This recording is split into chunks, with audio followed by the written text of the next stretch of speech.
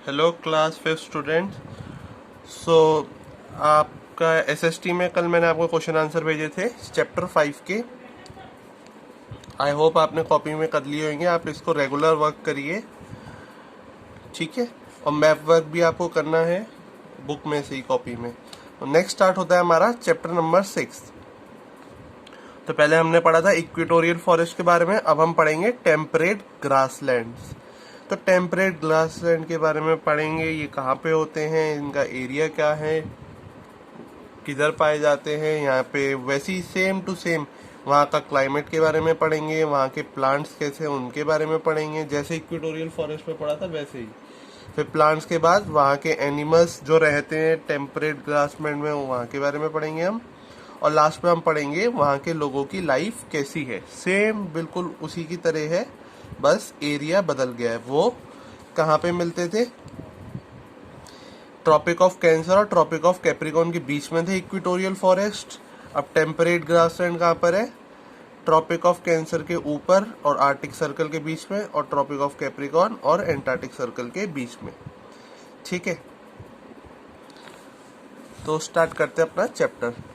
The temperate zone lie between the Tropic of Cancer and the Arctic Circle in the Northern Hemisphere। तो north hemisphere में ये lie करता है temperate zone. कहाँ पे? Tropic of Cancer और Arctic Circle के बीच में।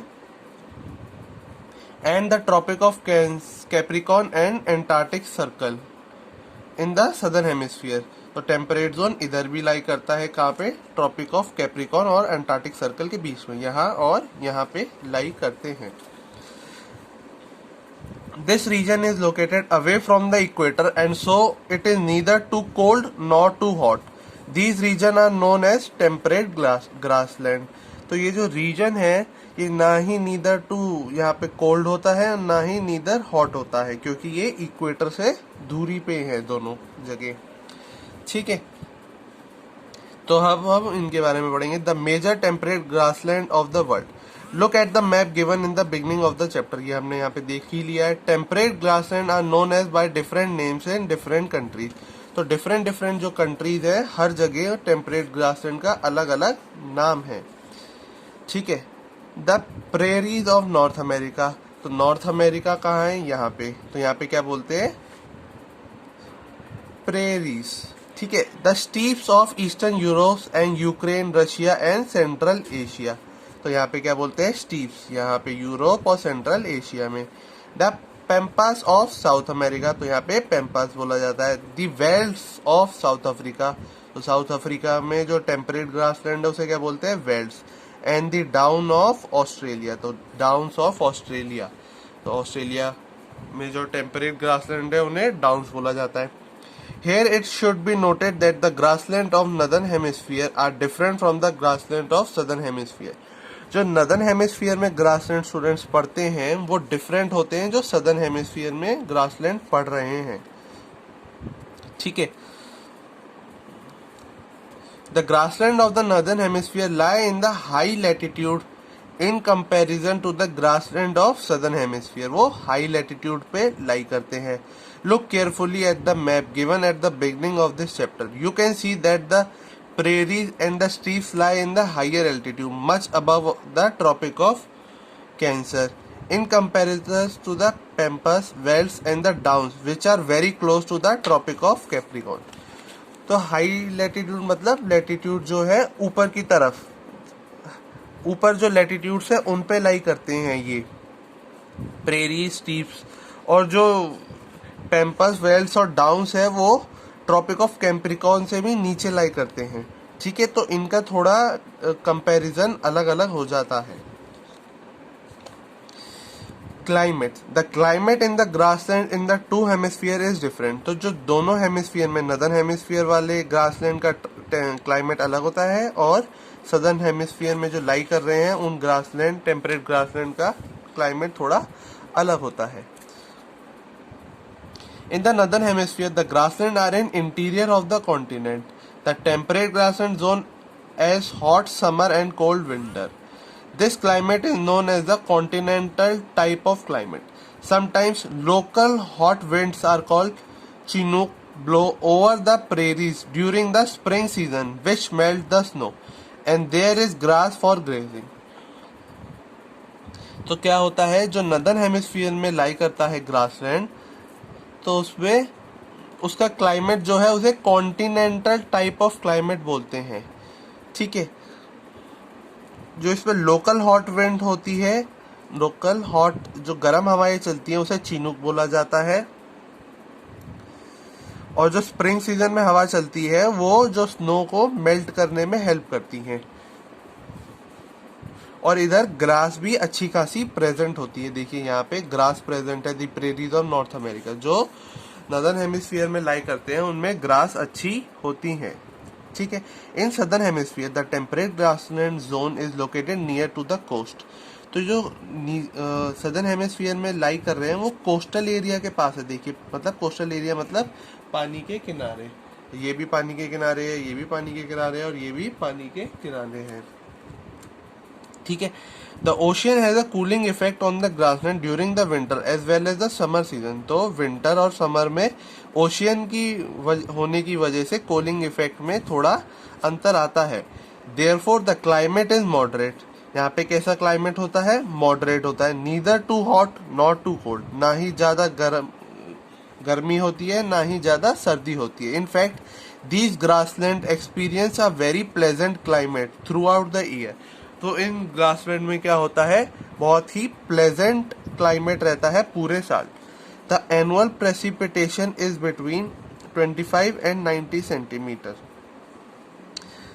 Much of it's occurring in late spring and early summer. Snow often serves as a source of moisture for the beginning and growing season. तो क्या होता है एनुअल प्रेसिपिटेशन. प्रेसिपिटेशन मतलब जो बारिश या स्नोफॉल जो गिरती है वो 25 से 90 सेंटीमीटर. हम इसे सेंटीमीटर में नापते हैं. ठीक है स्टूडेंट्स. तो नेक्स्ट है हमारा प्लांट्स. तो यहाँ पे प्लांट्स कैसे होते हैं, हम प्लांट्स के बारे में पढ़ेंगे इन रीजन में. Grasses are the main vegetation. Trees and large shrubs are largely absent. तो ग्रासेस जो है मेनली यहाँ उगती हैं. जो ट्रीज हैं और लार्ज श्रब्स हैं वो यहाँ पे एब्सेंट रहते हैं, बड़े बड़े trees. Seasonal drought, occasional fires and grazing by large mammals prevent the growth of shrubs and trees. जो सीजनल में सूखा पड़ जाना मतलब बारिश ना होना, या तो ओकेजनल फायर कभी आग लग जाना, कभी ग्रेजिंग मतलब जो श्रब्स है, हर्ब्स है, ग्रास है उनको मैमल्स या एनिमल्स के द्वारा खा जाना. इस चक्कर में श्रब्स और ट्रीज यहाँ पे कम ग्रो हो पाते हैं. A few trees such as oaks and willow grow in river valley.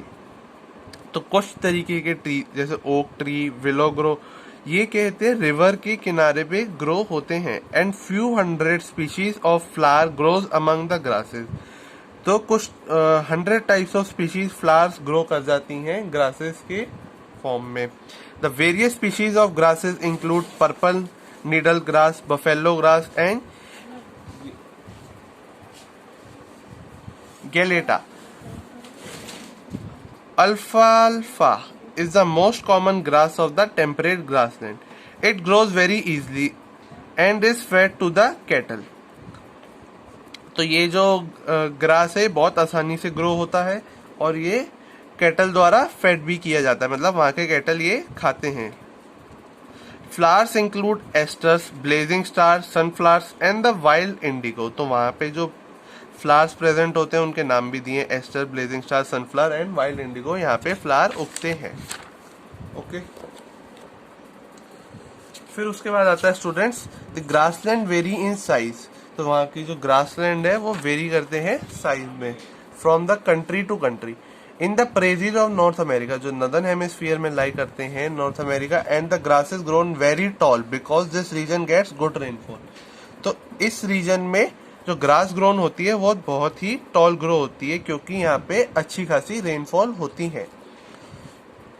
In the steppes the grasses are very short because it has more continental type of climate. ठीक है.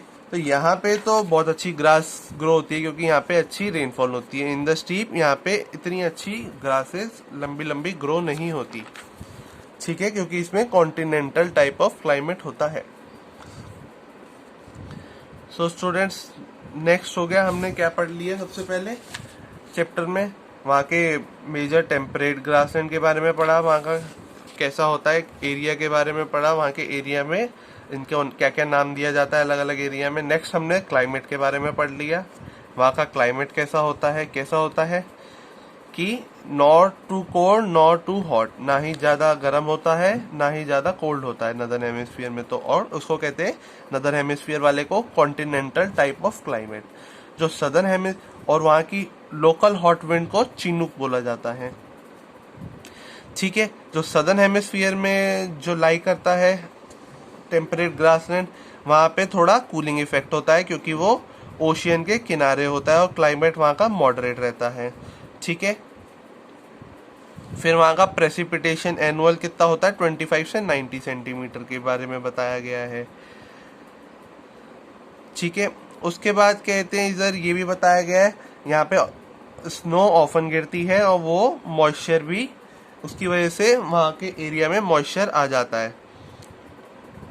फिर उसके बाद में हमने पढ़ा प्लांट्स के बारे में, कैसे प्लांट्स होता है वहाँ पे, कि यहाँ पे ट्रीज और श्रब्स मेनली ग्रो नहीं हो पाते क्योंकि वहाँ पे सीजनल ड्रॉट आ जाता है, मतलब सूखा पड़ जाना, कभी आग लग जाना, कभी वहाँ के मैमल्स उसे, वहाँ की जो ग्रोथ है उसे खा जाते हैं श्रब्स और ट्री की। और यहाँ पे जो रिवर साइड है वहाँ पे अच्छे अच्छे फ्लावर्स ग्रो होते हैं, और जो ओशियन साइड्स हैं या बड़ी बड़ी रिवर्स हैं वहाँ पे कुछ ट्रीज जैसे ओक और विलो वाले ट्री ग्रो हो पाते हैं।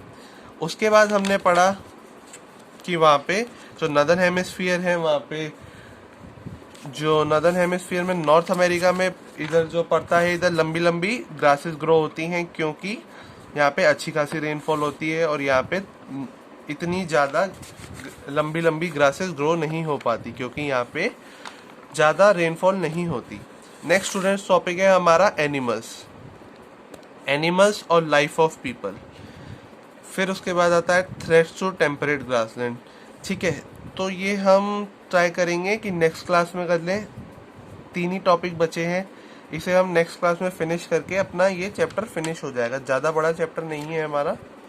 फिर उसके बाद इसकी एक्सरसाइज और क्वेश्चन आंसर करके इस चैप्टर को भी कंप्लीट करेंगे। So thank you.